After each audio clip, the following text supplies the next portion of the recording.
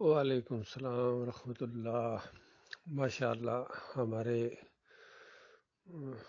بزرگوں کے بھی جو خیالات ہیں، جذبات ہیں، ارادے ہیں، ایمان ہے، وہ بہت ہی مضبوط ہے، اور اللہ تعالیٰ کی کتاب اس ایمان کو مضبوط کرتی ہے۔ اور ابراہیم علیہ السلام کا نام اللہ تعالیٰ نے نمونے کے طور پر لیا ہے نبی علیہ السلام کے لیے اور صحابہ اکرام کے لیے، کہ تمہارے لیے بہترین نمونہ ابراہیم اور ان کے ساتھی ہیں۔ سورہ الممتحنہ کی شروع میں جب انہوں نے اپنی قوم کے سامنے ایمان کی بات پیش کی اور پھر ذرا بھی نہیں ڈرے ہیں اور پورے اعلان کے ساتھ کہہ دیا کہ ہمارے اور تمہارے درمیان ایک بغض ہے، دشمنی ہے، عداوت ہے، اور یہ کوئی زمین زر اور زن کے لیے نہیں ہے، کوئی ذاتی ہمارے معاملات نہیں ہیں، یہ خالص اللہ رب العالمین کے لیے ہے، اور یہ اس وقت تک قائم رہے گی، برابر قائم رہے گی، حتیٰ تؤمنوا باللہ وحدہ، اس وقت تک جب تک تم ایک اللہ کے اوپر ایمان نہیں لاتے ہو۔ اللہ کے اوپر ایمان لے آؤ جس طرح ایمان لانے کا حق ہے، تو پھر ہماری ساری دشمنیاں، ساری عداوتیں اور یہ جو سارے بدلے ہوئے تیور ہیں، یہ مسکراہٹ کے اندر بدلی ہو جائیں گے، ہم تمہیں گلے لگا دیں گے۔ تو ساتھ ہی اللہ تعالیٰ نے کہا کہ دیکھو، یہ طرز عمل اختیار کرنا بہت ضروری ہے مومنوں، تمہارے لیے، خاص کر ان مومنوں کے لیے جو جنت جانا چاہتے ہیں۔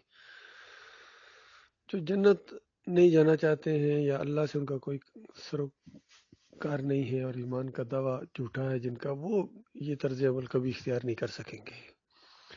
اور یہ شیطان کے چیلے یہی روکنا چاہتے ہیں کہ دیکھو، بے شک جو مرضی ایمان رکھو اپنا، لیکن اس کو بیان نہ کرو بس۔ اصل جو اختلاف تھا وہ بیان کرنے کے اوپر تھا، اس کے اعلان کے اوپر تھا۔ یہ کیا ظلم کیا تم نے، سب کو ایک ہی کٹہرے میں کھڑا کر دیا، اور ہمارے اباء و اجداد تک جا کر پہنچے ہو کہ وہ بھی جتنے تھے پیچھے بڑے بڑے، ہماری ایک تاریخ ہے جس کے کارنامے ہم بیان کرتے ہیں۔ سالانہ جو وہاں عرس ہوتا تھا، میلہ ہوتا تھا، اس میں بڑے بڑے شاعر ہوتے تھے اور اپنے کابرین کے اپنے بڑے بڑے قصے بیان کیا کرتے تھے۔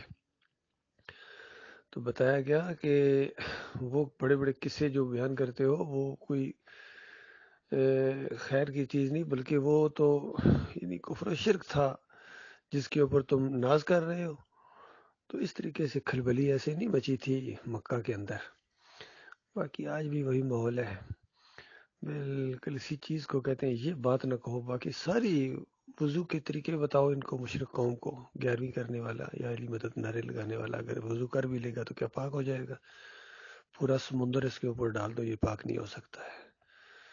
جتنی مرضی غسل کرے، خوشبوئیں لگائے، مشرک پاک نہیں ہو سکتا ہے جب تک لا الہ الا اللہ محمد رسول اللہ نہ پڑھے، اور اس کو سمجھ کے پڑھے، غور کر کے پڑھے، دل کی گہرائی سے اس کو مانے، اور اس کے بعد پھر کفر و شرک کے خلاف معاذ آرائی کے لیے تیار ہو جائے۔ تو یہ اللہ کا بہت بڑا انعام ہوا ہے ہمارے اوپر، اس کا جتنا بھی شکر ادا کیا جائے کم ہے۔ اور اس دور کے اندر یعنی کہیں سے ایمان خالص کی کوئی آواز نہیں اٹھ رہی ہے، نہ کسی سیاسی انداز سے، نہ کسی مذہبی انداز سے، بلکہ فریب کے ساتھ بات سامنے لاتے ہیں، اللہ اور اللہ کے رسول کا نام لیتے ہیں اپنے دنیاوی مفادات کے لیے، اپنے بات کو یعنی منوانے کے لیے، اپنے باطل نظریات کو ثابت کرنے کے لیے کہیں نہ کہیں سے بیچ میں دین کا نام لیتے ہیں، کہ عام طور پر یہ تاثر رہے کہ یہ بڑا خیر خواہ ہے، قوم کا خیر خواہ ہے، ملک کا خیر خواہ ہے، لیکن ایسے ان کے اندر سے ان کے کرتوت کالے سیاہ ہے کہ جب ایک حکومت جاتی ہے، اگلی حکومت پچھلے کے کارنامے دکھائی دے، دیکھو کتنے سیاہ کرتوت ہیں اس کے۔ اللہ تعالیٰ نے فریبکاروں سے اپنی پناہ میں رکھے۔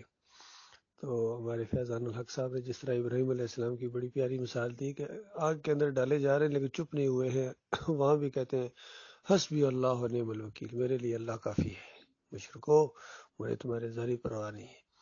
تو اس کے بعد دیکھیں اللہ تعالیٰ نے قدرت دکھائی، یہ معجزہ ہوتا ہے۔ اللہ تعالیٰ نے آگ کو حکم دیا کہ اے آگ ٹھنڈی ہو جا، اور دیکھیے ٹھنڈی بھی سلامتی والی، کہ کہیں زیادہ سردی نہ لگ جائے میرے اس خلیل کو۔ کس قدر اللہ اپنے بندوں سے پیار کرتا ہے اور محبت کرتا ہے۔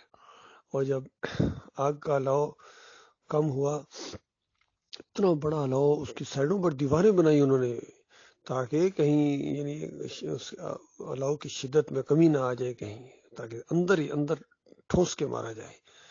کتنی بڑی آگ جلائی انہوں نے، لیکن اللہ تعالیٰ نے بجایا اپنے خلیل کو۔ اور جب باہر نکلے، یہ نہیں کیونکہ ان کو طرف اپنے کہ کہیں دیکھا تم نے کیا کر سکتے ہو، نہیں، جیسے باہر نکلے پھر توحید کی دعوت دی ہے، پھر اپنی دعوت جو ہے اس کو جاری رکھا ہے، اور پھر ساتھ ہی کہا کہ میں تمہیں چھوڑتا ہوں بالکل۔ اللہ نے اس طریقے سے حکم دیا ان کو کہ اب یہ علاقہ چھوڑ دو، یہاں رہنے کی اب ضرورت نہیں ہے۔ تو اس طرح ہر دور کے اندر یہ دعوت اٹھی ہے، الحمدللہ۔ ہمارے لیے بہت ہی زیادہ اللہ تعالیٰ نے مثالیں دے دے کے سمجھایا ہے۔ تو ابراہیم علیہ السلام کے طریقے کے اوپر جب چلے نبی علیہ السلام، تب وہ درجات حاصل ہوئے۔ صحابہ کرام کے درجات ایسے نہیں بنے ہیں، وہ ابراہیم علیہ السلام کا انداز انہوں نے اختیار کیا ہے۔ اور مالک فرماتا ہے ابراہیم نوح علیہ السلام کے طریقے پر چلنے والے تھے۔ غور کرو اللہ کے بندو، اللہ تعالیٰ نے کیسا ایک لڑی بنا دیا کہ سب کا یہی انداز تھا، سارے انبیاء۔ اور آپ ہر صلات کے اندر، ہر نماز میں، یعنی ہر رکعت میں یہ کہتے ہیں یا اللہ اہدنا الصراط المستقیم صراط الذین انعمت علیہم، یا اللہ مجھے صراط مستقیم دکھا، ان لوگوں کا راستہ دکھا جن پر تو نے انعام کیے۔ تو یہ ہے ان لوگوں کا راستہ۔ انعامات ایسے نہیں اللہ تعالیٰ کے ملتے، اللہ کی رحمت ایسی کوئی چیز نہیں ہے کہ ایسوں کے پیچھے دوڑے۔ اللہ کی رحمت ان کو اپنے آغوش میں لیتی ہے جو اس طرح مجاہدانہ انداز سے توحید کا علم بلند کرے اور کفر شرک کے معاذ کا آغاز کر دیں، اللہ کے بھروسے کے اوپر، اللہ کے توکل کے اوپر۔ باقی جو مرضی کا ہو، کہتے ہیں آپ کے خیالات بڑے خطرناک ہیں، آپ پوری دنیا کو تلپٹ کر دیں گے، افراتفری پھیلا دیں گے پوری دنیا کے اندر۔ یہ جو آپ ہر ایک کا رد کر دیا آپ نے، اور بالکل انٹرنیشنل کمیونٹی آپ کے خیالات سے اتفاق نہیں کرتی ہے، نہ کرے جی۔ جہنم بہت بڑی اللہ تعالیٰ نے بنائی ہوئی ہے، اللہ کی بات کے ساتھ اگر اتفاق نہیں کرتے ہیں تو ہم ان کے سارے خیالات، جو ان کے سارے کرتوت ہیں سیاہ، ہم تھوکنا بھی گوارا نہیں کرتے ہیں۔